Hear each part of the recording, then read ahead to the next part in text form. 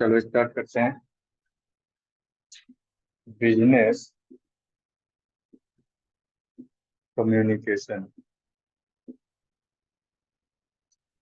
व्यवसायिक संप्रेषण, ये है ना। व्यवसायिक संप्रेषण। तो जब व्यवसायिक संप्रेषण की बात आती है, सबसे पहले हम इसमें दो वर्ड का यूटिलाइजेशन देख रहे हैं। दो वर्ड में कौन कौन सा है? बिजनेस और कम्युनिकेशन, दो शब्दों से मिलके बना है आपका व्यवसायिक संप्रेषण। तो पहला हम डिफाइन कर लेंगे व्यवसाय क्या होता है, फिर हम डिफाइन कर लेंगे कम्युनिकेशन क्या होता है। तो कम्युनिकेशन का मतलब है कि आप अपने विचारों को, भावों को, अपने संदेश को, मैसेज को दूसरे व्यक्ति तक पहुंचा रहे हैं। ठीक है। तो अपने भावों, विचारों और बातों को, संदेशों को दूसरे व्यक्ति तक पहुंचाने की प्रक्रिया ही हमारा कम्युनिकेशन है, या फिर संप्रेषण है। हम अपना मैसेज दूसरे व्यक्ति तक पहुंचा रहे हैं।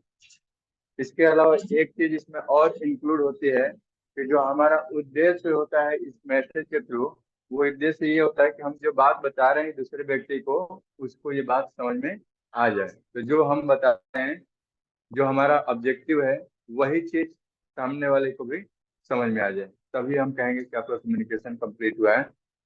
कम्युनिकेशन कंप्लीशन की जब बात करेंगे तो एक चीज इसमें और इंक्लूड होगा कि सामने वाले व्यक्ति ने अपना रिएक्शन, अपना फीडबैक दिया कि नहीं दिया, ताकि हमें पता चल जाए कि हमारी बात सामान्य, हाँ, सामने वाले तक पहुंच गई है और आपकी बात उसको समझ में आ गई है। तो ये हो गया आपका कम्युनिकेशन। और व्यवसाय क्या है? व्यवसाय आपकी एक आर्थिक क्रिया है, इकोनॉमिक एक्टिविटी है, जहाँ पे आप कंज्यूमर को वस्तुएं और सेवाएं प्रदान करते हैं ताकि उनको उस वस्तु और सेवाओं के कंजम्पशन से संतुष्टि मिले, सेटिस्फेक्शन मिले। दूसरी तरफ व्यवसाय का ये ऑब्जेक्टिव होता है, ऑब्जेक्टिव इन द सेंस कि लाभ को कमाना। अगर आप व्यवसाय की बात कर रहे हैं और लाभ की बात नहीं करेंगे तो फिर वो व्यवसाय नहीं है। तो आप कोई भी इकोनॉमिक, इसीलिए हमने इकोनॉमिक एक्टिविटी कहा कि जहाँ पे अगर आपने इकोनॉमिक एक्टिविटी कह दिया, उसमें लाभ का उद्देश्य ऑटोमेटिकली उसमें इंक्लूड हो जाएगा। तो कोई भी इकोनॉमिक एक्टिविटी जो लाभ के उद्देश्य से की जा रही है, जहाँ पे आप कंज्यूमर को, जो आपके उपभोक्ता हैं, वस्तु और सेवाएं को प्रदान कर रहे हैं, रेगुलर बेसिस पे आप उसको प्रदान करते हैं। तो व्यवसाय के और भी कई सारे एलिमेंट हैं जहाँ पे उसको आप कनेक्ट करते हुए व्यवसाय को डिफाइन कर देंगे, जहाँ पे अब वस्तु और सेवाएं कैसे प्रदान की जाएंगे। या तो हम खुद उनका प्रोडक्शन करके हम प्रदान कर सकते हैं, या फिर कहीं से हम बाई करके फिनिश गुड और फिर उनको प्रोवाइड कर सकते हैं। जैसे कपड़ा, आप खुद मैन्युफैक्चर करके और उसका फाइनल प्रोडक्ट कपड़ा बना के सेल कर रहे हैं, या फिर कहीं और किसी व्यक्ति से, किसी होलसेलर से परचेज करके उसे कंज्यूमर को आप बेच सकते हैं। तो ये भी आपका व्यवसाय का ही पार्ट है। अब आपके व्यवसाय में जब कम्युनिकेशन की बात आती है कि आपके व्यवसाय में कम्युनिकेशन किस तरह से इन्वॉल्व हो रहा है, ठीक है। तो कम्युनिकेशन, व्यवसायिक संवाद या फिर व्यवसायिक संप्रेषण से आपका अभिप्राय ये है कि जब भी आप संप्रेषण को अपने व्यवसाय में इस्तेमाल करेंगे, यही आपका कहलाता है व्यवसायिक संप्रेषण। व्यवसायिक संप्रेषण का मतलब हो गया कि कम्युनिकेशन आप अपने बिजनेस एक्टिविटी में कर रहे हैं, तो यही आपका है business communication. The use of communication in business, use of communication in any kind of business will be considered as business communication। आप अपने व्यवसाय में, अब आप अपने व्यवसाय में किस तरह से कर सकते हैं? अपने एम्प्लॉय को इंस्ट्रक्शन देने के लिए, बाहर से जितने भी आपके सप्लायर हैं उनसे बात करने के लिए, आपके एम्प्लॉय जो टॉप लेवल पे हैं, मिड लेवल पे हैं, लोअर लेवल पे हैं, उन सबके बीच में एक कोऑर्डिनेशन या फिर उन सबके बीच में वार्तालाप करने के लिए, तो कम्युनिकेशन का इस तरह से आप इस्तेमाल कर सकते हैं। तो ओवरऑल आपका जो मीनिंग है कम्युनिकेशन का, यहाँ पे मीनिंग हमने कंप्लीट कर दिया। व्यवसायिक संचार का क्या मतलब है? जब आप कम्युनिकेशन का इस्तेमाल मतलब हमने यहाँ पे कम्युनिकेशन डिफाइन कर दिया, तो इस वजह से हमने डायरेक्टली बोल दिया कि जब आप व्यवसाय में संप्रेषण का इस्तेमाल करते हैं तो व्यवसायिक संप्रेषण कहलाता है। या फिर दूसरे तरीके से आप इसी चीज को, जो व्यवसाय में आपका जो संप्रेषण की बात है, संप्रेषण को डिफाइन करते हुए आप इसको एक्सप्लेन कर सकते हैं कि जब हम अपने भाव, विचारों और मैसेज या फिर संदेशों का आदान प्रदान, या फिर जो यहाँ पे आदान प्रदान दो लोगों के बीच में होती है, या फिर दो या दो से ज्यादा लोगों के बीच में होती है, जहाँ पे आप इसका इस्तेमाल अपने व्यवसाय में करते हैं, ताकि आपके मैसेज को दूसरे व्यक्ति के द्वारा समझा जा सके। तो उसी को हम कहेंगे व्यवसायिक संप्रेषण। चलो अब objective of communication, importance of communication देख लेते हैं। Importance of business communication. पहला इंपॉर्टेंस क्या है? Effective operation of business activities.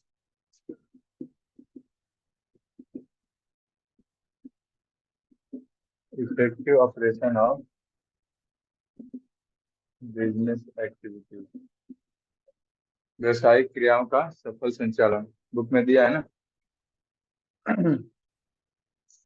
तो किसी भी तरह का आप ऑर्गेनाइजेशन ले लीजिए, चाहे वो स्मॉल बिजनेस हो, मीडियम बिजनेस हो, या फिर लार्ज स्केल बिजनेस हो, किसी भी तरह का अगर बिजनेस है वहां पे कम्युनिकेशन की रिक्वायरमेंट पड़ेगी। कोई भी ऑर्गेनाइजेशन बिना कम्युनिकेशन के नहीं चलेगा। क्यों नहीं चलेगा? क्योंकि आपको जो भी ऑब्जेक्टिव है व्यवसाय का, वो व्यवसाय का ऑब्जेक्टिव आपको जितने भी आपके वर्कर हैं, एम्प्लॉय हैं, मैनेजर हैं, उनको इंस्ट्रक्ट करना है। तो जब उनको इंस्ट्रक्ट करना है या फिर उनको गाइड करना है, तो आपको वो सारी चीजें एक्सप्लेन करनी होगी, वो चीजें उनको बतानी होगी। तो वो जब तक हम वो उनको, जो भी हमारा ऑब्जेक्टिव है, हम अपने ऑब्जेक्टिव के बारे में उनको एक्सप्लेन नहीं करेंगे, तो फिर वो कैसे समझेंगे कि फिर आपके बिजनेस में एक्टिविटी या फिर आपका हमें अचीव क्या करना है। बेसिकली हम उनके ड्यूटी और रिस्पॉन्सिबिलिटी के बारे में जब तक बताएंगे नहीं, तो फिर हम ऑर्गेनाइजेशन के ऑब्जेक्टिव की तरफ कैसे पहुंचेंगे। तो आप सबसे पहले यही है कि हम इफेक्टिव ऑपरेशन, मतलब जो भी क्रियाएं हैं उसको हम सफलतापूर्वक, हाँ, पूरा करने के लिए हमें कम्युनिकेशन की जरूरत पड़ती है। तो सफल संचालन हो, आंतरिक और बाह्य पक्षों से संप्रेषण बनाए रखना पड़ता है। मतलब बिजनेस में जो भी आपके इंटरनल, अभी जितना मैंने बात किया वो इंटरनल एम्प्लॉय के साथ हो गया, बाकी आपके एक्सटर्नल एम्प्लॉय भी इसमें इन्वॉल्व होंगे। एक्सटर्नल एम्प्लॉय मतलब एम्प्लॉय नहीं, एक्सटर्नल जैसे आपके सप्लायर हो गए, ठीक है, आपके गवर्नमेंट हो गए, हाँ। तो उनसे भी आपको, जैसे आपकी टैक्स अथॉरिटी हो गई, तो उनको भी आपके कंपनी के बारे में पता होना चाहिए। आपके कंपनी से रिलेटेड, आपके व्यवसाय से जितने भी आपके इन्वेस्टर्स हैं, उनको भी पता होना चाहिए कि आपका जो बिजनेस है कैसे, किस तरीके से काम कर रहा है या नहीं कर रहा है। क्योंकि आपके व्यवसाय में जो भी इन्वेस्टर्स हैं, शेयर होल्डर्स हैं, डिबेंचर होल्डर्स हैं, जिन्होंने भी पैसा इन्वेस्ट किया है, तो उनको भी आपके डे टू डे वर्किंग का पता होना चाहिए। तो जनरली इस चीज को आप अपने फाइनेंशियल रिपोर्ट के द्वारा कम्युनिकेट कर देते हैं कि किस तरह से आपका व्यवसाय चल रहा है। तो इफेक्टिव ऑपरेशन, आपका ऑपरेशन इफेक्टिव हो, इसके लिए आप संप्रेषण का इस्तेमाल करेंगे। दूसरा, संगठन के समन्वय में सहायता, help in coordination among organisation. आपके व्यवसाय में वर्कर होंगे, एम्प्लॉय होंगे, और मिडिल लेवल, लोअर लेवल, हर लेवल पे आपके मैनेजर होंगे, और सबसे टॉप पे आपका चीफ एग्जीक्यूटिव ऑफिसर हो सकता है, प्रेसिडेंट हो सकता है, या फिर चेयरमैन हो सकता है। अब कम्युनिकेशन नहीं होगा तो इनके बीच में कोऑर्डिनेशन कैसे होगा? कैसे पता चलेगा कि किसकी क्या ड्यूटी है, किसकी क्या रिस्पॉन्सिबिलिटी है? तो उनके बीच में एक समन्वय होना चाहिए, सामंजस्य होना चाहिए। और सामंजस्य कैसे होगा? जब हम एक दूसरे से बात करेंगे। जो आपका ऑर्गेनाइजेशन का स्ट्रक्चर है, आप स्ट्रक्चर में किसको किसको रिपोर्ट करना है, किस व्यक्ति को, उसके ऊपर सुपीरियर कौन है, उनके नीचे सबऑर्डिनेट कौन है। तो कोऑर्डिनेशन का मतलब, जब आपको किसी भी तरह का दिक्कत परेशानी आ रहा है तो आप किसको जाके बताएंगे? आप, हाँ, तो आप मैनेजर या फिर अपने सीनियर को बताएंगे। तो यहाँ पे कोऑर्डिनेशन का मतलब ये है, क्योंकि आपका एक बड़ा ऑर्गेनाइजेशन हो, छोटा ऑर्गेनाइजेशन हो, जहाँ पे 2 4 10 एम्प्लॉय काम कर रहे हैं, तो सबको आपस में मिलके बातचीत करते हुए ऑर्गेनाइजेशन का ऑब्जेक्टिव को अचीव करना पड़ेगा। तो जहाँ पे 2 4 10 लोग की बात आती है, यानी आपके ऑर्गेनाइजेशन में जितने भी लोग इन्वॉल्व होंगे, उन सबसे आपको कनेक्टिविटी करने के लिए और उन सबके बीच में एक सामंजस्य रहे, आपको उनके लिए बातचीत करने की आवश्यकता पड़ेगी। तो जब तक हम उनसे बात नहीं करेंगे, जो भी हमें अपना विचार है या हमारा जो ऑब्जेक्टिव है, ऑब्जेक्टिव को अचीव करने के लिए आपको कोऑर्डिनेशन करने के लिए, कम्युनिकेशन की जरूरत पड़ेगी। तो प्रबंध, श्रम, विभिन्न विभागों के व्यक्तियों, ठीक है, ये थर्ड वाले लाइन में ये सारा पॉइंट जो मैंने डिस्कस किया वही है। प्रबंध है, श्रम है, विभिन्न विभागों एवं विभिन्न व्यक्तियों तथा विविध व्यवसायिक क्रियाओं के मध्य प्रभाविक समन्वय व्यवसाय का मूलाधार है। मतलब एक आधार है, इसी के बेसिस पे हम क्या कर रहे हैं, सबको एक दूसरे से कनेक्ट कर रहे हैं। तो पहले वाले पॉइंट में हमने ये बताया कि हम क्या कर रहे हैं, एक तरह से इंस्ट्रक्शन वाली बात कर रहे हैं कि किसको कौन सी ड्यूटी करनी है। दूसरे वाले पॉइंट में हम एक ऑर्गेनाइजेशनल स्ट्रक्चर की बात कर रहे हैं कि कौन किसको रिपोर्ट करेगा, किसके ऊपर सीनियर है, किसके नीचे सबऑर्डिनेट है, ताकि उनके बीच में क्या है, कम्युनिकेशन का फ्लो सही तरीके से। हाँ, और जैसे आपस में बात करते हैं ना कि भाई उससे कोऑर्डिनेट कर लेना या फिर उससे बात कर लेना, तो बात करने का मतलब है, कोऑर्डिनेशन का क्या मतलब है कि जब बात करेंगे तो जो भी समस्या है उसकी समस्या का समाधान निकल जाएगा। नेक्स्ट है निर्देशन एवं नियंत्रण का आधार, डायरेक्शन एंड कंट्रोल। तो डायरेक्शन और कंट्रोल की बात कहाँ पे आती है? कोई भी ऑर्गेनाइजेशन है जहाँ पे आपके एम्प्लॉय काम कर रहे हैं, हाँ, तो उनको डायरेक्शन देने का मतलब है कि उनको क्या कौन सा काम असाइन किया गया है, उनके काम को हम बताते हैं, ठीक है, उनके ड्यूटीज और रिस्पॉन्सिबिलिटी के बारे में बताते हैं। तो सबसे पहले अगर कोई भी ऑर्गेनाइजेशन स्टार्ट होता है तो वो अपना ऑब्जेक्टिव डिसाइड कर लेता है, प्लान कर लेता है। फिर ऑर्गेनाइजेशन का स्ट्रक्चर डिसाइड करता है। इसके बाद आपके स्ट्रक्चर में आप देख लेते हैं कि मुझे ह्यूमन रिसोर्स की कितनी रिक्वायरमेंट है, रॉ मटेरियल मतलब human resource process, non human resource. तो आपके कंपनी में एम्प्लॉय की रिक्वायरमेंट कितनी है, कौन कौन से पोजीशन होंगे, हर पोजीशन का अपना ड्यूटी और रिस्पॉन्सिबिलिटी क्या होगी, तो ये सब आप ऑर्गेनाइजेशन के बाद क्या करते हैं, रिक्रूटमेंट करते हैं, ठीक है, स्टाफिंग। रिक्रूटमेंट जब आपने कर लिया, लोगों को आपने हायर कर लिया, तो हायरिंग के बाद उनको बताया जाएगा। एक तो जब उनको हायर किया जाता है तब आधा चीज तो उनको ऐसे ही बता दिया जाता है कि आपको किस लिए हम हायर कर रहे हैं, आपका ड्यूटी क्या है, रिस्पॉन्सिबिलिटी क्या है।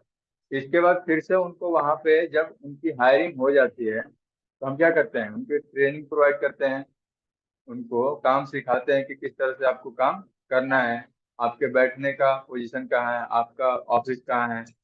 तो ओवरऑल आप क्या काम करने वाले हैं, आपको हम क्या कर रहे हैं, निर्देश दे रहे हैं। तो निर्देश अपने आप तो नहीं होगा ना, निर्देश देने का मतलब आप अपने बातों को या फिर आप अपने जो ऑब्जेक्टिव ऑर्गेनाइजेशन का वो ऑब्जेक्टिव के बारे में उसको बता रहे हैं एम्प्लॉय को। तो वो आपके ऑब्जेक्टिव को समझेगा, आपके ऑब्जेक्टिव के हिसाब से उसको जो ड्यूटी और रिस्पॉन्सिबिलिटी मिली है वो उसको समझेगा, फिर उसको काम करेगा। इसके बाद आप कंट्रोल कैसे करेंगे? कंट्रोल का बेसिक मतलब क्या होता है कि आपने जो, नहीं, वो एम्प्लॉय को ऐसे कंट्रोल करना नहीं होता है। कंट्रोल का मतलब यहाँ पे ये है कि आपके ऑर्गेनाइजेशन का जो ऑब्जेक्टिव है, वो ऑब्जेक्टिव से आप किस तरह से डेविएट हो रहे हैं, आप ऑब्जेक्टिव के तरफ जा रहे हैं कि नहीं जा रहे हैं, क्या अगर एम्प्लॉय को जो हमने काम दिया है वो काम सही तरीके से कर पा रहा है कि नहीं कर पा रहा है। अगर सही से नहीं करेगा तो आप ऑब्जेक्टिव की तरफ नहीं पहुंच पाएंगे। उद्देश्य, ठीक है, कंपनी का जो उद्देश्य है, अगर वो उद्देश्य को पूरा करना है तो जो आपको काम दिया गया है उसी तरीके से करना पड़ेगा। अगर आप उस तरीके से काम नहीं कर रहे हैं, यानी हो सकता है कि अगर आपका जो प्रोडक्शन डिपार्टमेंट में आप काम कर रहे हैं और प्रोडक्शन डिपार्टमेंट में आपके अंडर में आप प्रोडक्शन मैनेजर हैं और आपके अंदर में एम्प्लॉय काम कर रहे हैं, और एम्प्लॉय का काम है कि पर आवर 10 यूनिट का प्रोडक्शन होना चाहिए।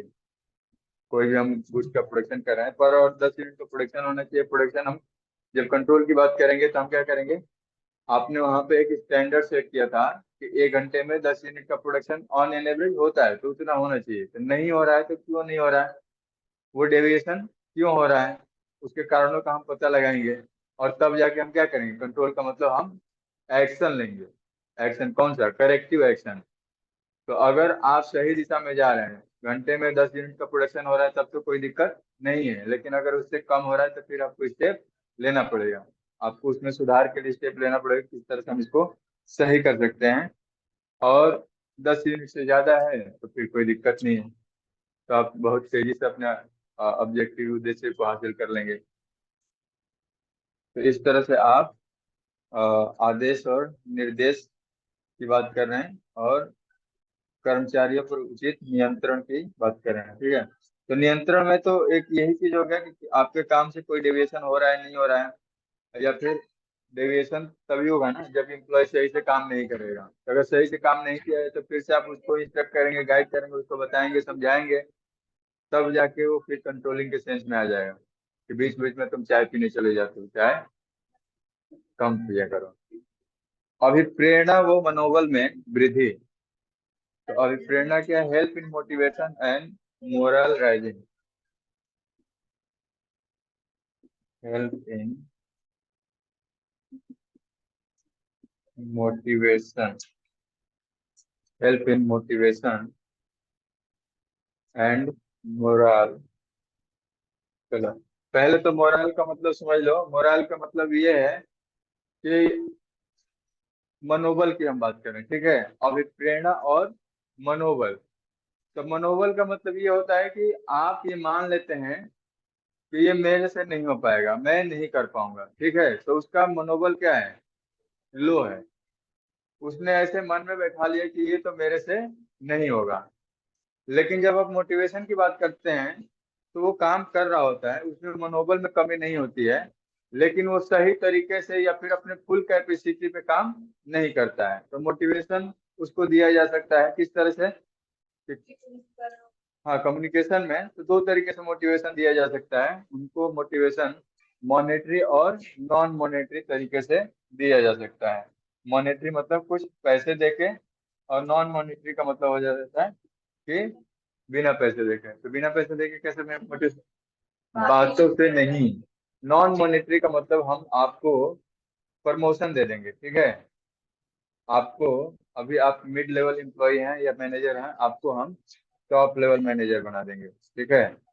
आपको हमने प्रमोशन दे दिया, आपको हमने एक रिकॉग्निशन दे दिया या फिर अवार्ड दे दिया, सर्टिफिकेट दे दिया कंपनी में 10 लोगों के बीच में, तो आपको एक अलग से पहचान मिली, ठीक है। इसको पैसे से मतलब नहीं है, पहचान से मतलब है, तो इसको मोटिवेशन मिलेगा।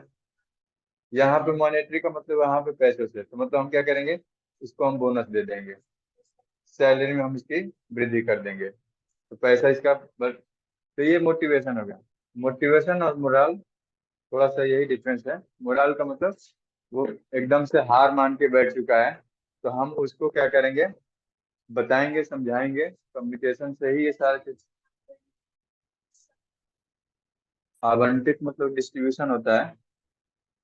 संप्रेषण न केवल कर्मचारियों को आदेश एवं निर्देश उपलब्ध कराता है, बल्कि कर्मचारी अपने आवंटित कार्य को श्रेष्ठतम ढंग से कर सके, इसका बोध भी संप्रेषण द्वारा कराया जाता है।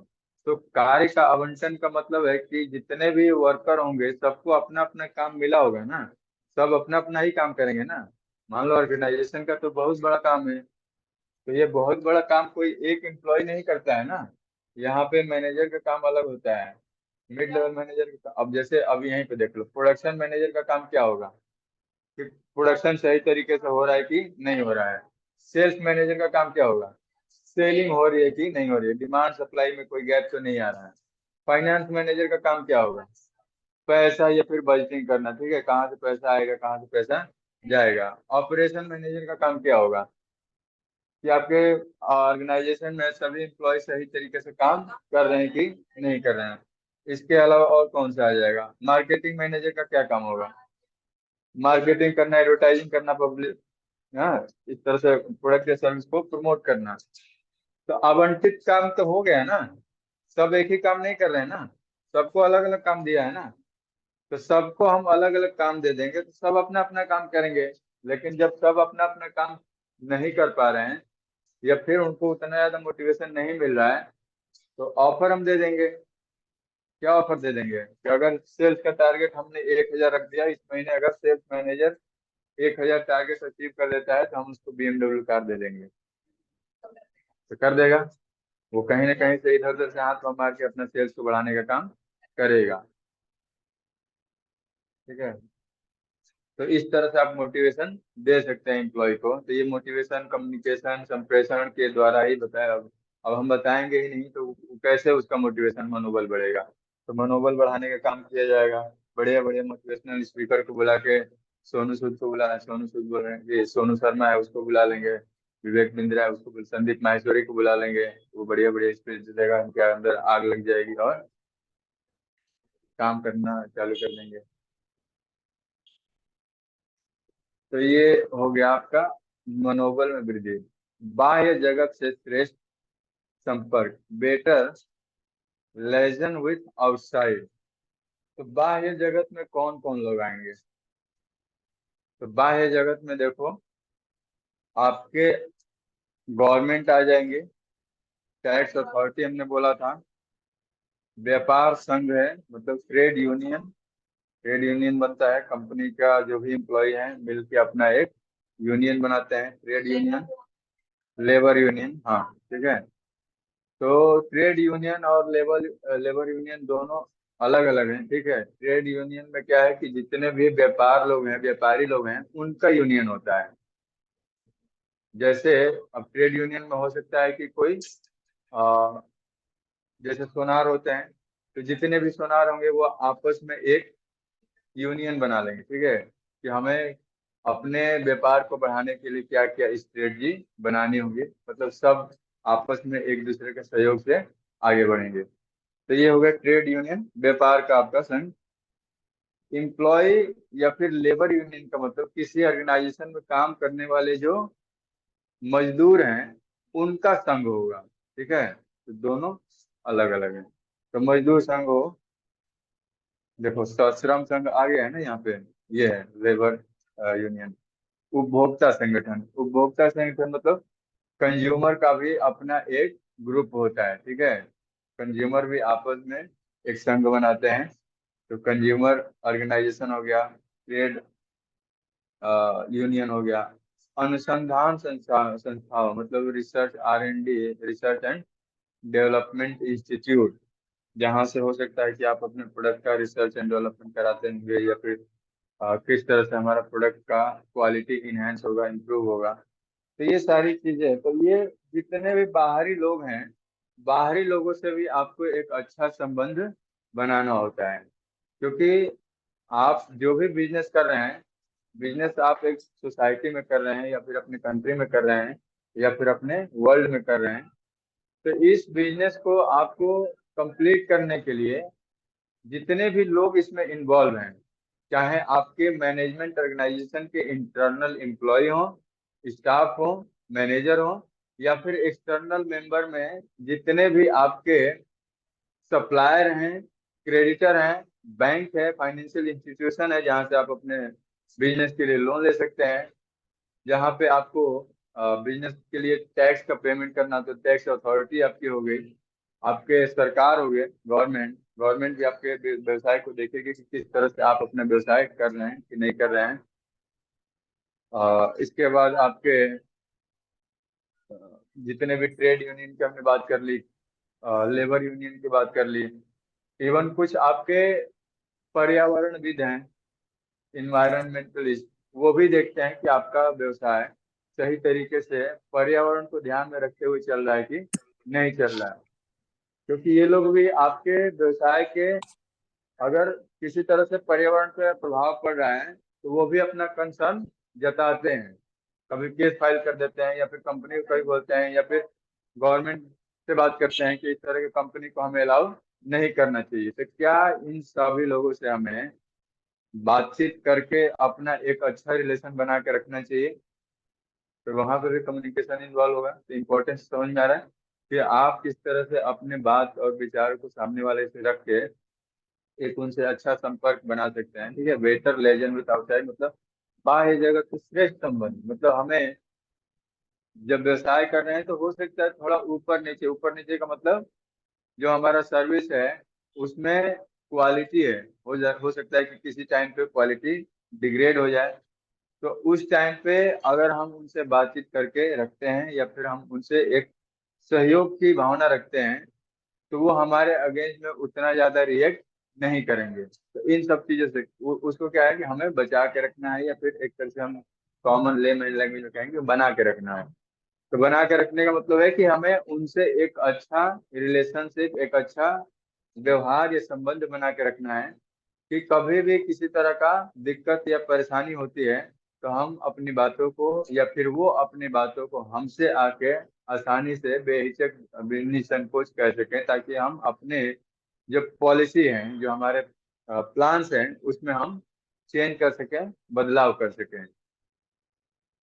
अदरवाइज क्या होगा, अगर आपने इस तरह का एक मैकेनिज्म या फिर एक व्यवस्था नहीं बनाया है, तो हो सकता है वो डायरेक्टली आपसे आके न कहने की बजाय किसी और से जाके कह दे। जैसे कोई ऑर्गेनाइजेशन कॉलेज का ही ले लो। कॉलेज में जो बच्चे पढ़ रहे होते हैं वो आपस में क्या करते हैं, एक दूसरे से फर्स्ट ईयर अपना कोऑर्डिनेटेड रहता है, सेकेंड ईयर का अपना एक कोऑर्डिनेशन रहता है, थर्ड ईयर का अपना एक कोऑर्डिनेशन रहता है, टीचर का आपस में एक कोऑर्डिनेशन रहता है। ठीक है। और इसके बाद हर क्लास का दूसरे क्लास से, मतलब first year second year third year का आपस में एक तरीके से तालमेल रहता है। तो ये तालमेल की जो बातें हैं, अब यहाँ पे अगर किसी स्टूडेंट को प्रॉब्लम होगी किसी दूसरे स्टूडेंट से, या फिर किसी जूनियर को सीनियर से प्रॉब्लम हुई, तो हो सकता है कि आपस में ही वो बात करके मामले को खत्म कर दें। अगर आपस में सही तरीके से व्यवहार नहीं है, या फिर फर्स्ट ईयर का सेकेंड ईयर से नहीं बनता है, सेकेंड ईयर का थर्ड ईयर से नहीं बनता है, तो क्या होगा, कुछ होगा तो सीधे प्रिंसिपल के पास जाएगा, उसको नहीं बोलेगा।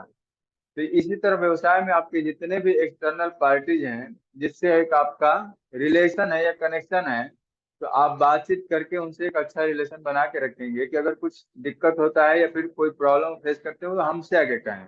ये नहीं कि डायरेक्ट पुलिस में जाके कंप्लेन कर दे, केस फाइल कर दें। ठीक है। तो जो मामला अपने लेवल पे सेटलमेंट हो सकता है, तो उसमें किसी थर्ड पार्टी का इन्वॉल्वमेंट ना हो, तो हम बेटर रिलेशन बना के रखेंगे सबसे। ठीक है।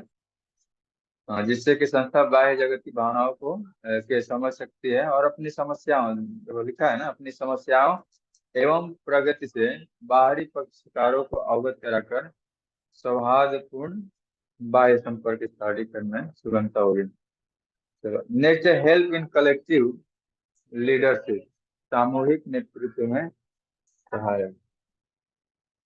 Help in collective leadership, collective leadership का मतलब इसमें जितने भी आपके मैनेजर हैं या फिर आपके वर्क ऑर्गेनाइजेशन में काम करने वाले लोग हैं, हम उनका पार्टिसिपेशन देंगे। पार्टिसिपेशन का मतलब एक तरह से हम ये फील कराएंगे कि ये आपका ही ऑर्गेनाइजेशन है और अपने ऑर्गेनाइजेशन की तरह सोचते हुए आपको काम करना है। तो जब वो अपने ऑर्गेनाइजेशन की तरह फील करेगा कि ये मेरा ही ऑर्गेनाइजेशन है, तो काम सही तरीके से करेगा। तो इट मीन्स कि अब यहाँ पे भी बच्चे ध्यान देते हैं कि सर ये चीज इम्प्रूवमेंट होना चाहिए, ऐसे होना चाहिए। क्यों बताता है, उसको क्या पड़ी है, क्योंकि वो मानता है कि ये अपना ही इंस्टीट्यूट है, अपना ही ऑर्गेनाइजेशन है, कोई चीज सही नहीं है, तो यहाँ पे इम्प्रूवमेंट होना चाहिए। तो इम्प्रूवमेंट के लिए आप सजेशन देते हैं। तो ठीक उसी तरह आपका जो ऑर्गेनाइजेशन ये भी है, वो आप जिस बिजनेस में काम कर रहे हैं तो वहां भी ऑर्गेनाइज, तो वहां पे भी जितने लोग हैं वो एक दूसरे से क्या है, कनेक्टेड हैं। तो जब ऑर्गेनाइजेशन को अपना मानेंगे, तो जैसे जो लीडरशिप है जो टॉप लेवल पे, उसने बोल दिया कि प्रोडक्शन हमारा इतना होना चाहिए, सेल्स हमारा इतना होना चाहिए, मार्केटिंग में हमारा, जो भी काम आपको बता दिया गया, तो वो काम अपने लेवल पे, वो अपना काम, मतलब जो लीडरशिप जो डायरेक्शन वहां से मिला, वही डायरेक्शन अपने एम्प्लॉय को देगा या फिर उसके अंडर में जितने लोग काम कर रहे हैं उनको देगा। ठीक है। तो सेम इंस्ट्रक्शन को एज ए लीडरशिप क्वालिटी अपने अंदर इनकलकेट करते हुए ऑर्गेनाइजेशन को अपना मानते हुए उसी तरह से काम करेगा। जहाँ पे कोई गड़बड़ी होगी तो वो वहां पे भी इंस्ट्रक्ट करेगा, गाइड करेगा, समझाएगा अपने एम्प्लॉय को। तो इट मीन्स कि अगर टॉप लेवल से कोई मैसेज आया, संदेश आया, वो मिड लेवल पे गया, तो मिड लेवल भी क्या करेगा, मिड लेवल भी उसी तरह से इंस्ट्रक्शन अपने लो लेवल एम्प्लॉय को या फिर अपने लोअर मैनेजर को इंस्ट्रक्ट करेगा।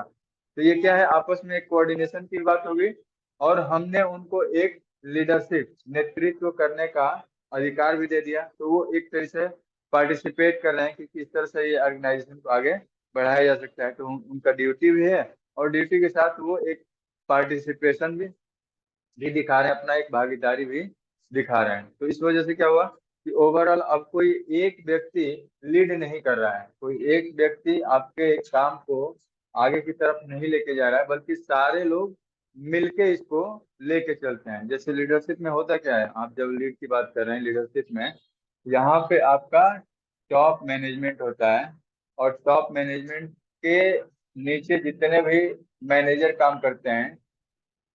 तो ये मैनेजर क्या करता है, जो मैनेजर यहाँ पे जो टॉप लेवल के एम्प्लॉय हैं इनको साथ में लेके चलता है। एक लीडरशिप का काम है या फिर एक लीडर का काम होता है कि उसके नीचे काम करने वाले जितने भी एम्प्लॉय हैं वो उसके एम्प्लॉय नहीं है बल्कि उसके फॉलोअर हैं।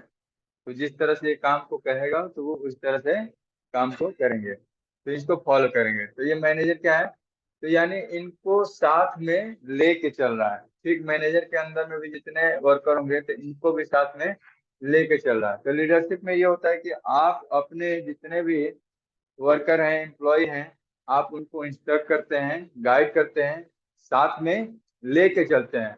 और ऑर्गेनाइजेशन कुछ अच्छा अचीव करता है तो आप इसकी क्रेडिट, इसका जो क्रेडिट है आप अपने एम्प्लॉय को देते हैं। एक अच्छा लीडर अगर ऑर्गेनाइजेशन ग्रो कर रहा है, डेवलप कर रहा है, तो इसका श्रेय किसको देते हैं, एम्प्लॉय को देते हैं। और जब अगर अच्छा परफॉर्मेंस आपका नहीं हुआ, अगर कंपनी का ऑर्गेनाइजेशन का परफॉर्मेंस अच्छा नहीं है, तो इसकी रिस्पॉन्सिबिलिटी कौन लेता है, लीडर लेता है।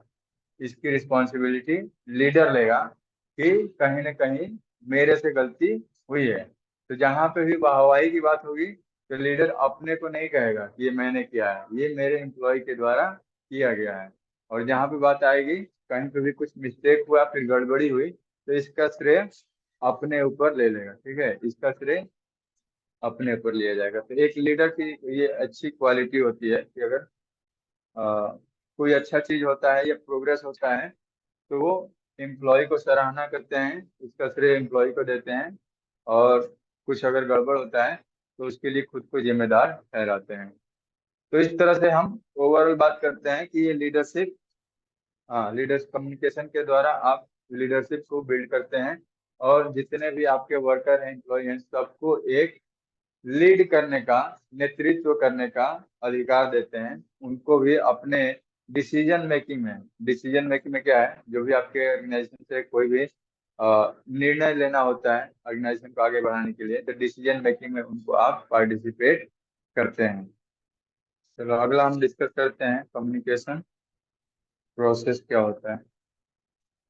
प्रोसेस ऑफ कम्युनिकेशन, तो प्रोसेस ऑफ कम्युनिकेशन बेसिकली एक आपका चैन है। चैन का मतलब प्रक्रिया है, प्रोसेस प्रक्रिया, कि आपका जो संदेश है एक व्यक्ति से दूसरे व्यक्ति तक किस तरह से जाता है। उसके बीच में कम्युनिकेशन के कौन कौन से एलिमेंट इन्वॉल्व होते हैं। ठीक है, तो कम्युनिकेशन के 5 एलिमेंट होते हैं। कौन कौन से? हाँ हाँ हाँ। कम्युनिकेटर हो गया। दूसरा आपका जो आपके मैसेज को रिसीव करेगा, रिसीवर।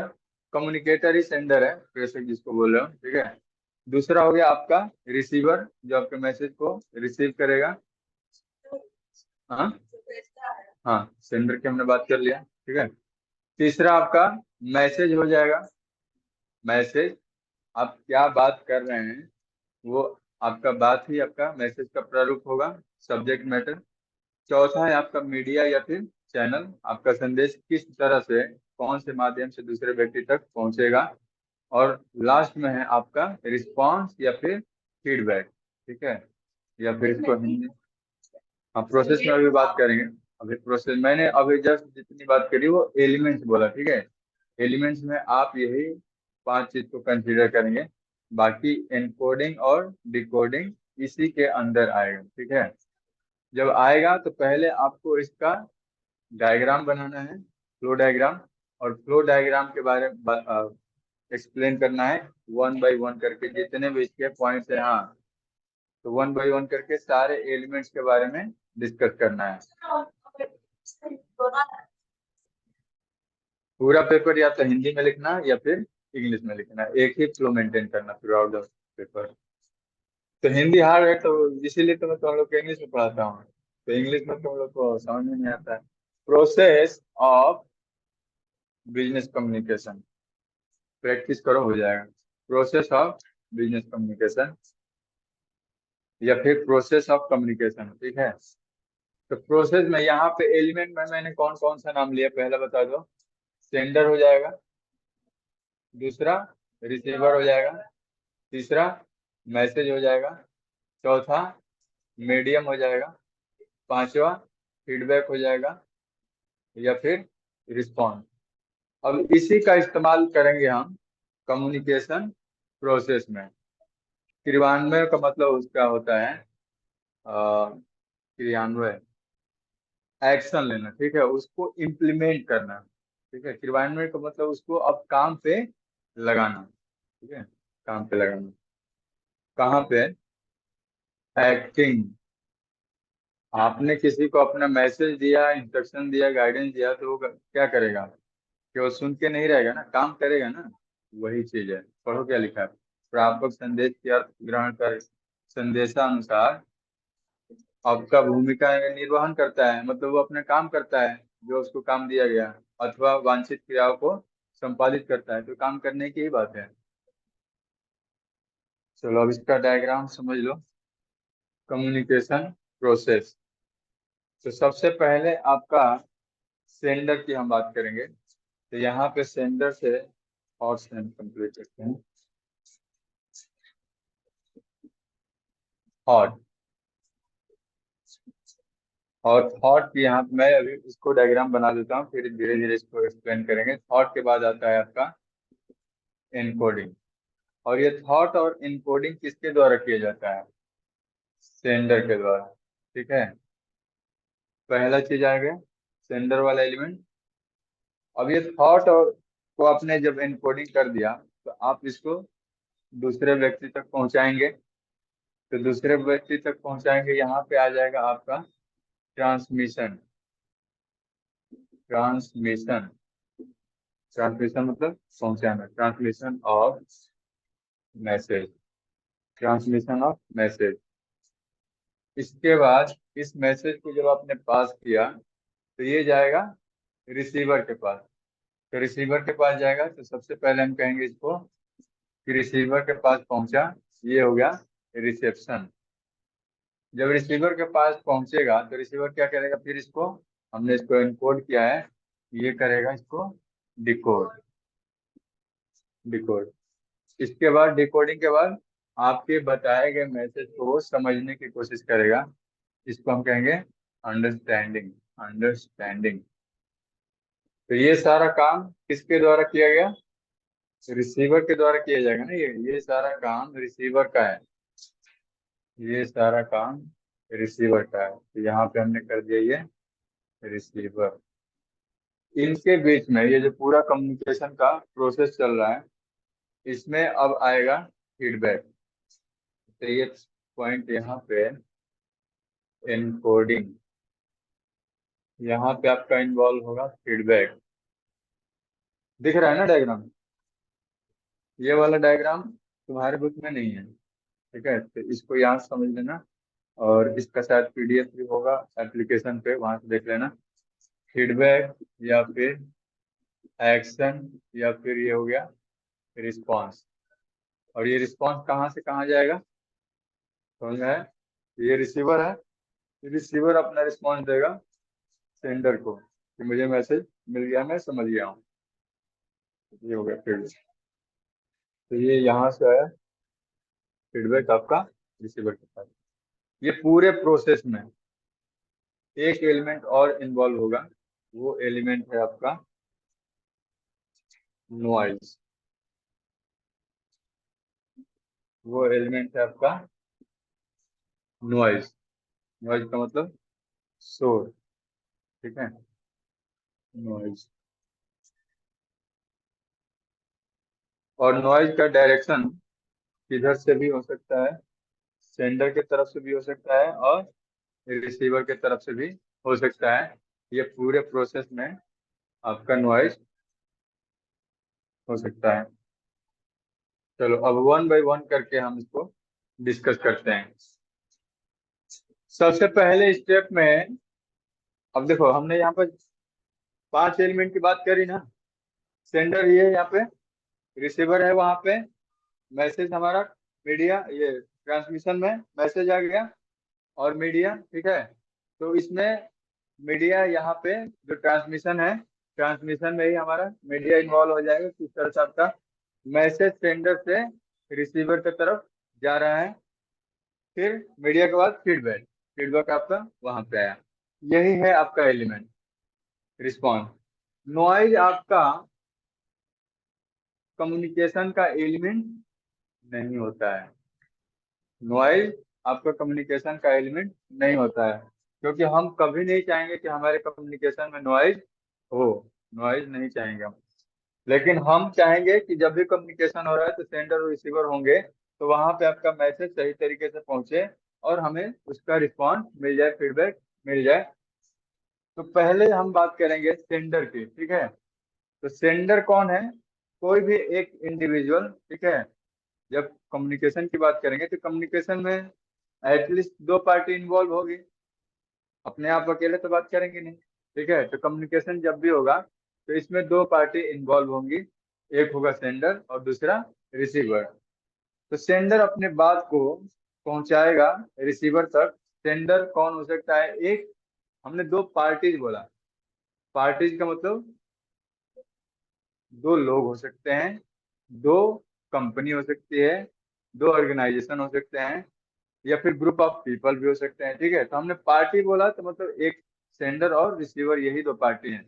तो ये दो पार्टी में हमारा सेंडर इंडिविजुअल हो सकता है, ग्रुप ऑफ इंडिविजुअल हो सकता है, या फिर कोई एक ऑर्गेनाइजेशन हो सकता है, संस्था हो सकती है, जिसको अपना मैसेज दूसरे व्यक्ति तक क्या करना है? पहुंचाना है, ठीक है। जिसको अपना मैसेज दूसरे व्यक्ति तक पहुंचाना है, जिसका एक ऑब्जेक्टिव होगा। जब हम मैसेज पहुंचाएंगे तो हमारा ऑब्जेक्टिव क्या होगा? कि हमें फीडबैक मिल जाए, और फीडबैक से ही हम कम्युनिकेशन को क्या बोलते हैं कि हमारा मैसेज कंप्लीट हो रहा है या फिर हमारा संवाद पूरा हो रहा है। तो हम इस ऑब्जेक्टिव से भेजते हैं share information for pre determined purpose. Pre determined purpose ये भी हो सकता है कि हमें इसका मैसेज का रिप्लाई मिले।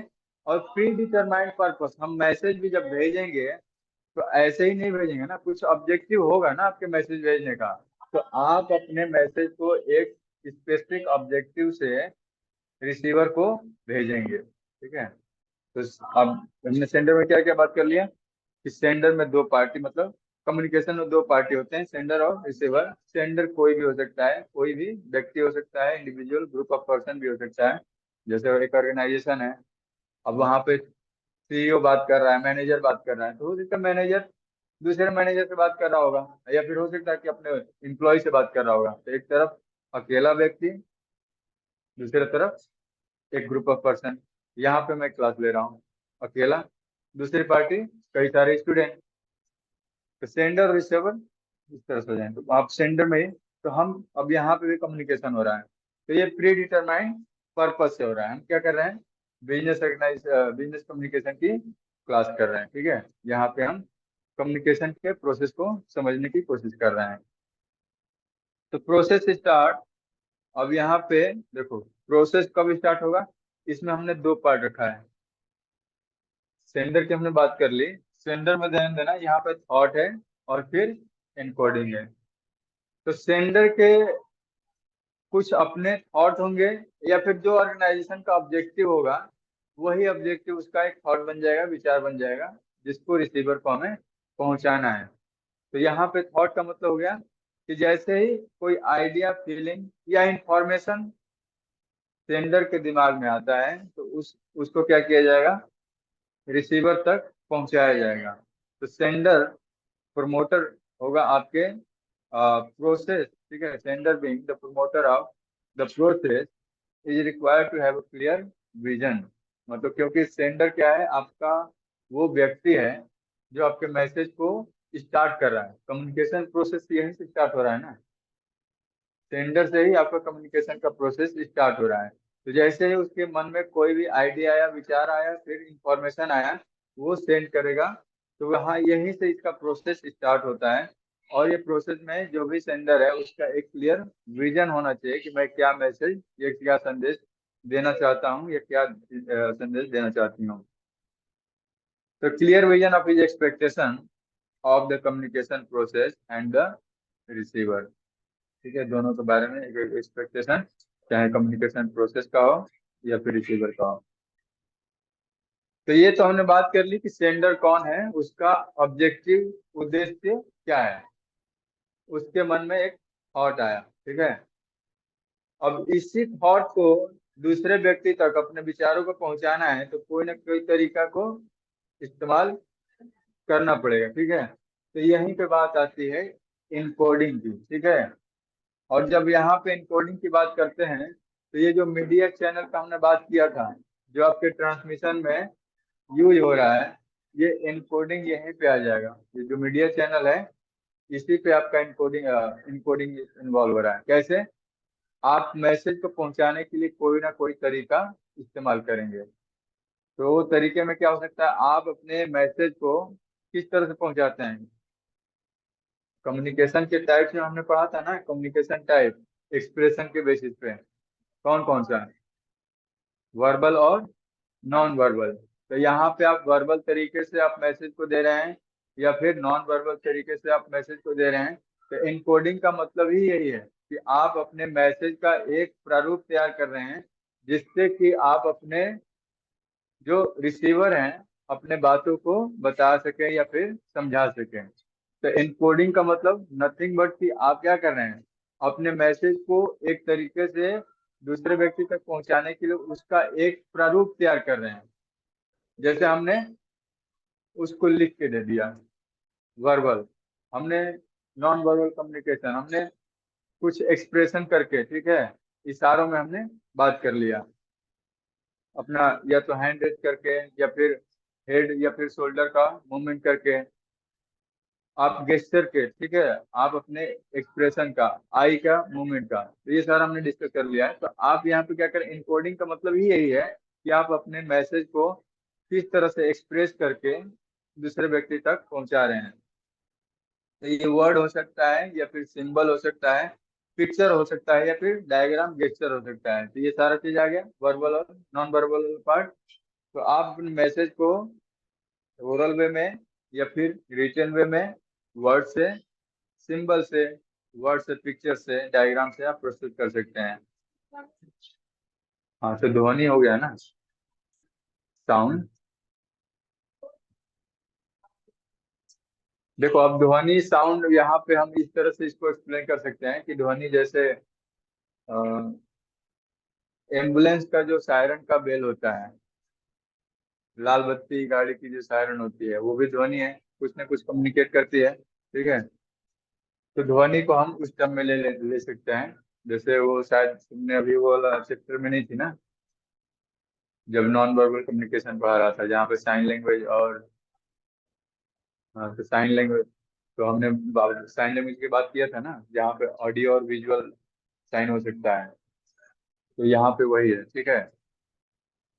तो यही तरीके हैं आपके एनकोडिंग के, कि आप अपने मैसेज का प्रारूप तैयार कर रहे हैं, एक शेप बना रहे हैं जिससे आप अपने मैसेज को दूसरे व्यक्ति तक पहुंचा सकते हैं। तो पर्पस क्या है एनकोडिंग का, कि टू ट्रांसलेट इंटरनल थॉट, आपके जो भी विचार हैं, into a language or code that the intending receiver of the message will probably understand।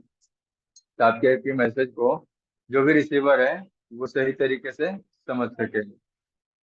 Encoding require common media, ठीक है, एक कॉमन मीडिया होना चाहिए। कॉमन का मतलब जो सेंडर और रिसीवर के बीच में काम करे, ठीक है। ये नहीं कि मैं मोबाइल से बात कर रहा हूँ और उसके पास मोबाइल नहीं है, तो कैसे मैसेज आएगा। तो मोबाइल हमारे कॉमन मीडिया का काम करेगा। तो कॉमन मीडिया होना चाहिए with both the sender and receiver can understand. और कॉमन मीडिया में हम ये भी यूज कर सकते हैं कि मुझे इंग्लिश आती है और रिसीवर को इंग्लिश नहीं आती है, तो मैं इंग्लिश में उसको मैसेज नहीं दूंगा। जिस लैंग्वेज में उसको मैसेज समझ में आता है उसी लैंग्वेज कॉमन होना चाहिए, जो मुझे समझ में आता है उसको भी समझ में आता है। तो कॉमन मीडियम होना, जिसको हम बोल रहे हैं कि जहाँ पे सेंडर और रिसीवर दोनों इस चीज को समझ सकें। 10 language, symbol, gesture, expression use in communication और कॉमन। आप जो भी सिंबल यूज कर रहे हैं या फिर लैंग्वेज यूज कर रहे हैं या फिर आपने जो डायग्राम या पिक्चर यूज कर रहे हैं, वो कॉमन होने का मतलब ही है कि हम एक दूसरे, मतलब दोनों पार्टी इस चीज को समझ रही है। For example in Japan, iso with the finger on, चलो ठीक है, इसको एग्जाम्पल। इनकोडिंग की बात हो गया। मैसेज और इंफॉर्मेशन, तो मैसेज और इंफॉर्मेशन का मतलब यही है कि आप क्या संदेश देना चाह रहे हैं। कहाँ गए ये, ट्रांसमिशन ऑफ मैसेज, ठीक है। तो मैसेज का मतलब है कि आपके संदेश में या फिर आपका जो कम्युनिकेशन का पार्ट है, कम्युनिकेशन के पार्ट में आपका मैसेज है। तो मैसेज का मतलब है कि आपका सब्जेक्ट मैटर क्या है, मेन मुद्दा क्या है, आप सामने वाले को क्या बताना चाह रहे हैं या फिर क्या समझाना चाह रहे हैं, उसके बारे में हम बात कर रहे हैं। तो मैसेज आपका एक फिजिकल फॉर्म ऑफ थॉट है, ठीक है। यहाँ पे जो भी संदेश था, ये थॉट था। ये थॉट किसमें था? ये इनविजिबल था।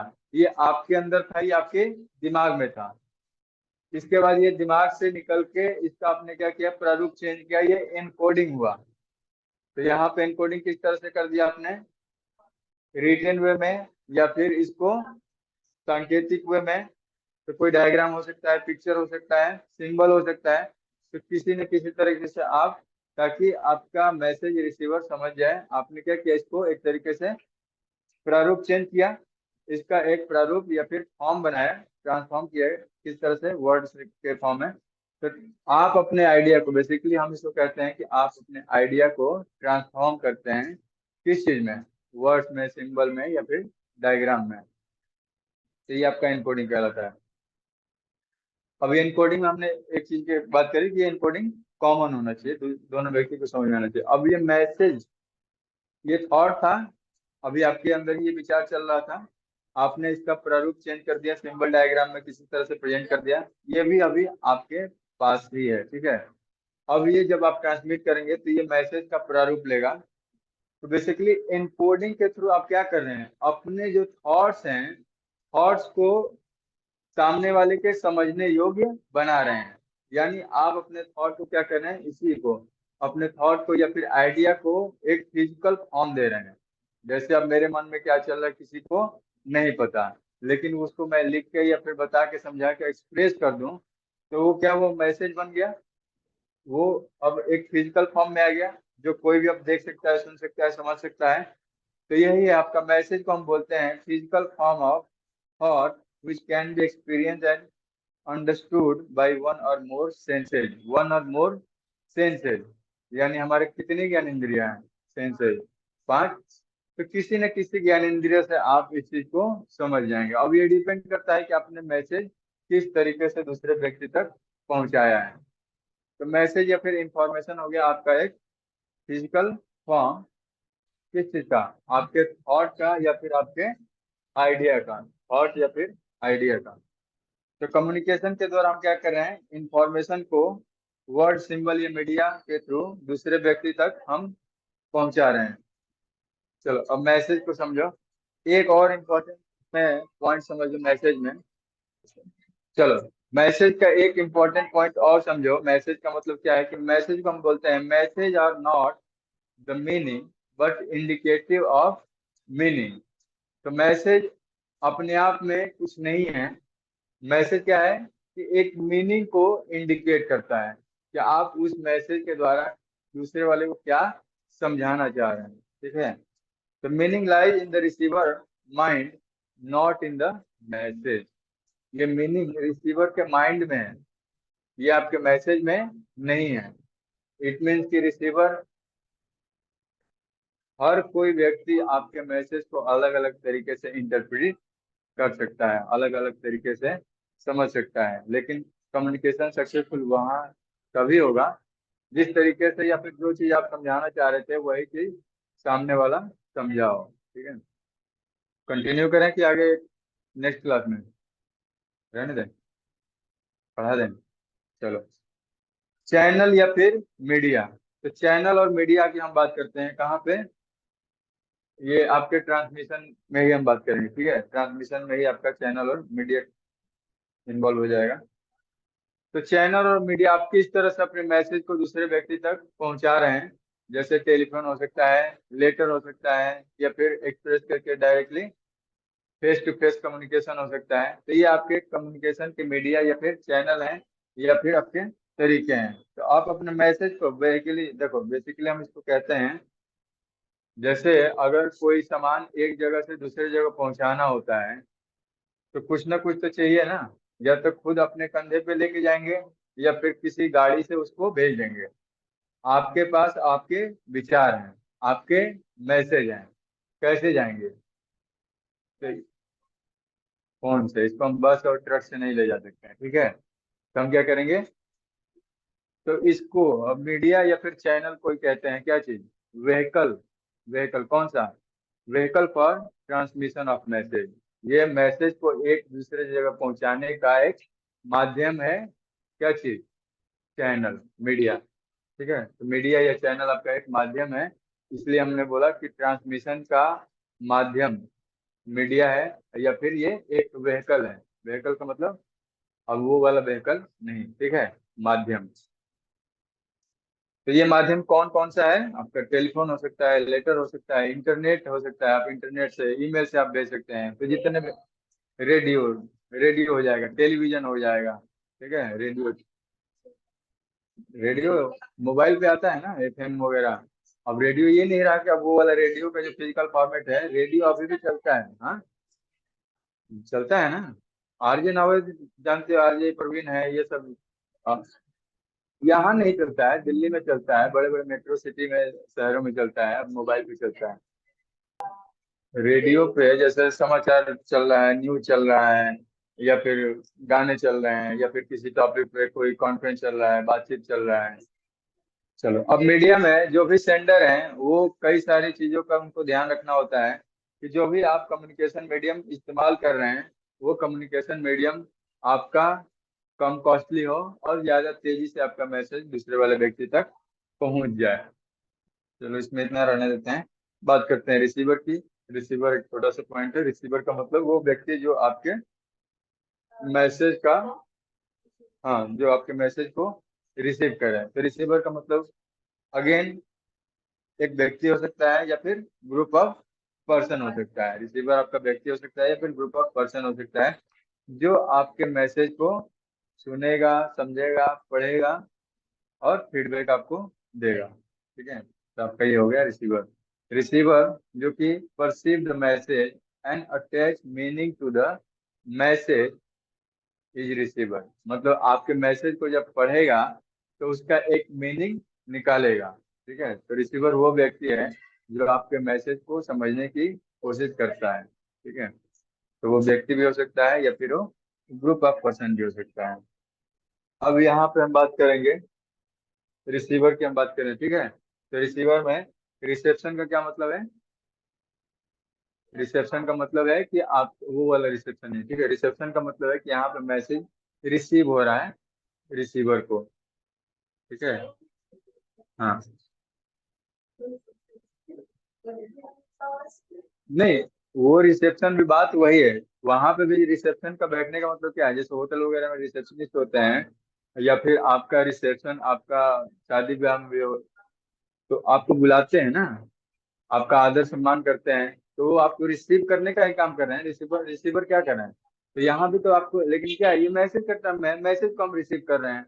वहां पे हम गेस्ट को रिसीव करते हैं। होटल में आपको कोई गेस्ट आता है, रूम चाहिए होता है, फिर रेस्टोरेंट में गए तो वहां पे भी रिसेप्शन। तो रिसेप्शन का मतलब वो जो आपको रिसीव करता है। तो आप यहाँ पे ये रिसेप्शन, यहाँ पे मैसेज रिसीव किया जाएगा। तो जब आपका रिसीवर ने मैसेज रिसीव कर लिया, फिर इसको डिकोड करेगा। अब यहाँ पे डिकोड करने में क्या क्या बातें आएंगी?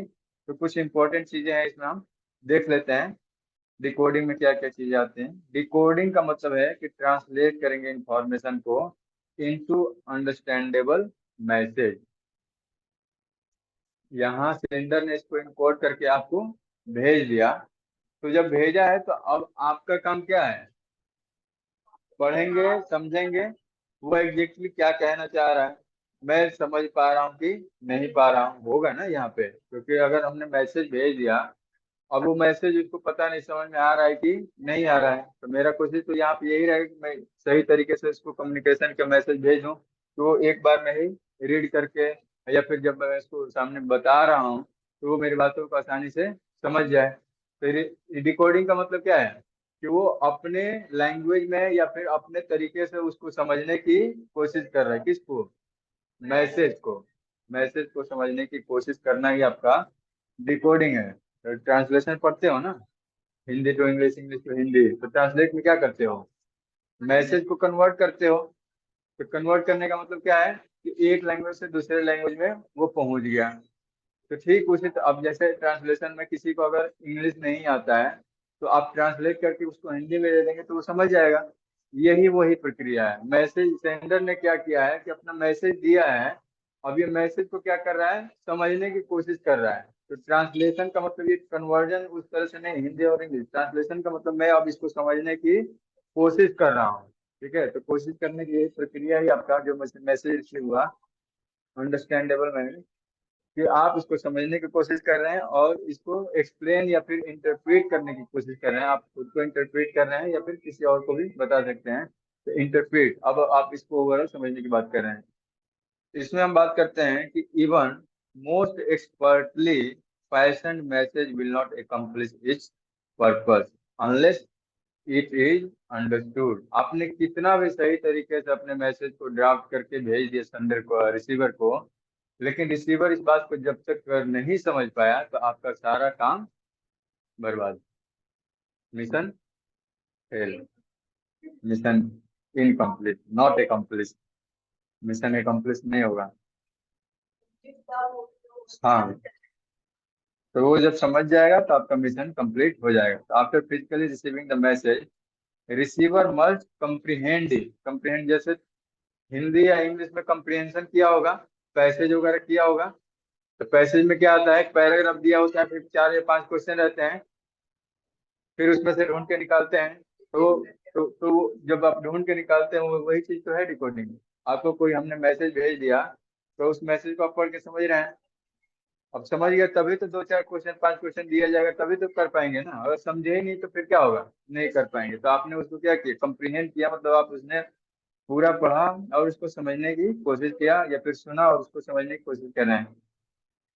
तो message, if the message has been properly encoded, decoding will place rather routinely। ठीक है, यहाँ पे एक बैरियर की बात कर रहे हैं हम कि इनकोडिंग आपका perfect, but perfect encoding is nearly impossible. किस केस में, जब आपका लैंग्वेज या फिर कल्चर डिफरेंट हो। तो ये हम जो कॉमन मीडिया की बात कर रहे थे वही है, कॉमन मीडिया नहीं होगा तो आप अपने मैसेज को सही तरीके से डिकोड नहीं कर पाएंगे। चलो, इसमें मैंने 4 स्टार मार्क कर रखा है, तो मतलब 4 पॉइंट इसमें है। पहला पॉइंट देखो, रिसीवर का विलिंगनेस होना चाहिए। चलो इसको हम फिनिश कर देते हैं।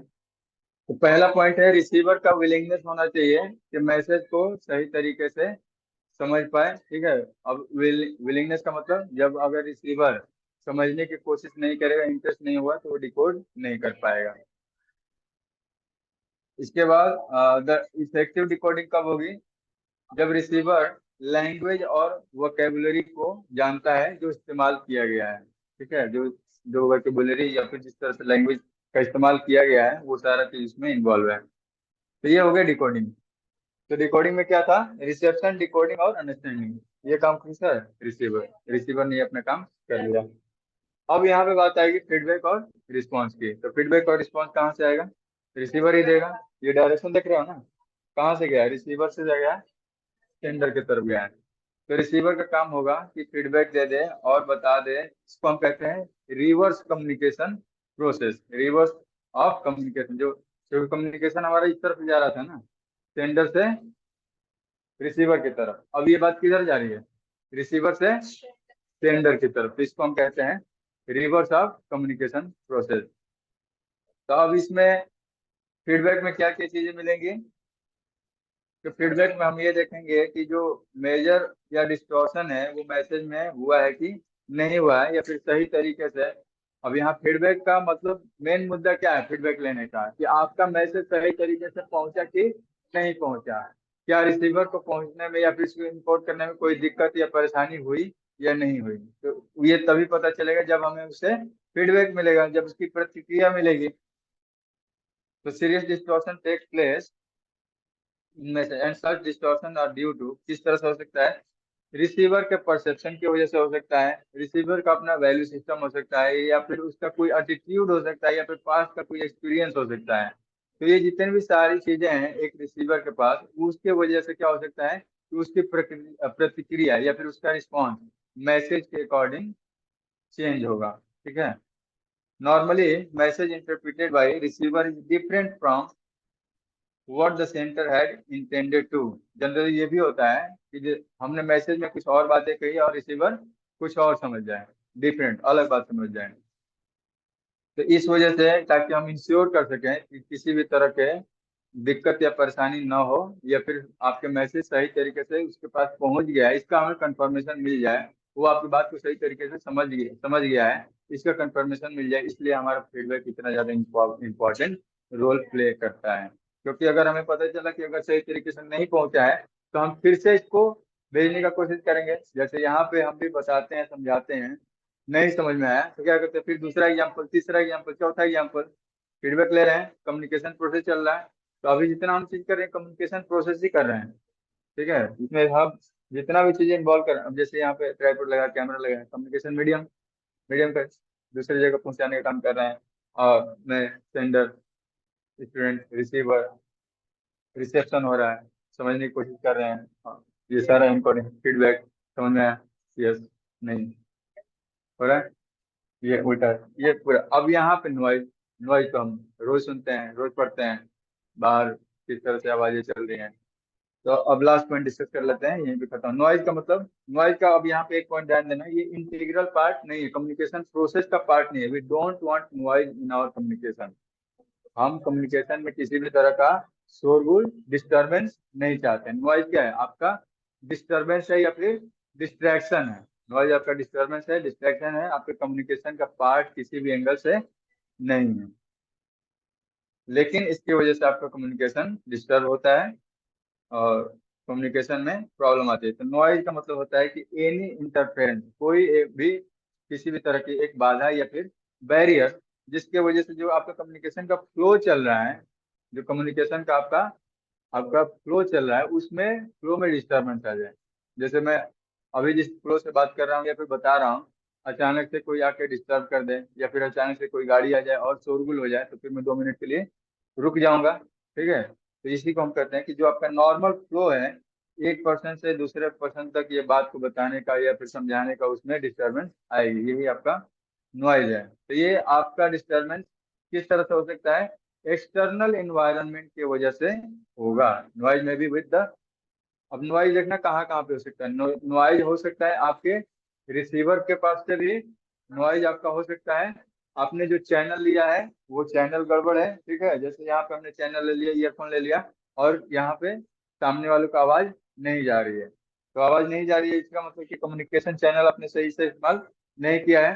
तो आपका नॉइज रिसीवर के पास से हो सकता है, चैनल से हो सकता है, और इवन आपके मैसेज में भी हो सकता है। नॉइज का मतलब डिस्टरबेंस होता है। ठीक है। डिस्टरबेंस कैसे होगा, आपने सही तरीके से इसका एनकोडिंग नहीं किया। तो नहीं किया तो फिर नॉइज का मतलब क्या है, disturbance in understanding your message, नहीं समझ में आया, डिस्टरबेंस हो गया एनकोडिंग में। तो यानी एनकोडिंग में भी प्रॉब्लम हो सकती है, मैसेज में भी प्रॉब्लम हो सकती है, चैनल में भी प्रॉब्लम हो सकती है, एक्सटर्नल एनवायरनमेंट में भी, हाँ, एक्सटर्नल इन्वायरमेंट की वजह से भी प्रॉब्लम हो सकती है।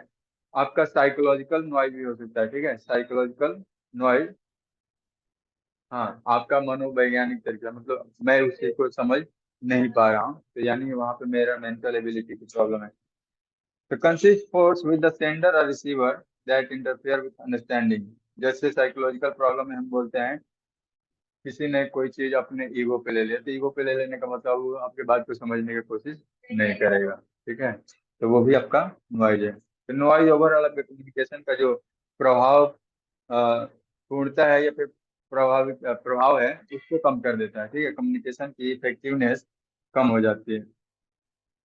तो इस वजह से आपका कोशिश रहता है कि नॉइज को कम किया जाए। ठीक है। तो कम्युनिकेशन हो गया, इम्पोर्टेंस हो गया, और कम्युनिकेशन प्रोसेस हो गया। तो आपका ये पार्ट कंप्लीट हो गया। ठीक है। प्रोसेस एंड इम्पोर्टेंस, हाँ, ये वाला चैप्टर हो गया। अब टाइप्स ऑफ कम्युनिकेशन ने, मेन इसमें प्रोसेस और इम्पोर्टेंस और प्रोसेस है, ठीक है। ये वाले में देख लेना, ये वाले में तुम्हारा सिलेबस दिया हुआ है, तो यहाँ पे प्रोसेस और इम्पोर्टेंस यही दो दिया हुआ कम्युनिकेशन का। इसके बाद हम, हाँ, व्यापक का मतलब कि कितना उसका स्कोप है, ठीक है। स्कोप, दायरा, ठीक है। व्यापक मतलब उसका दायरा कितना, उसका दायरा सीमित है, कम है या फिर ज्यादा है, ठीक है।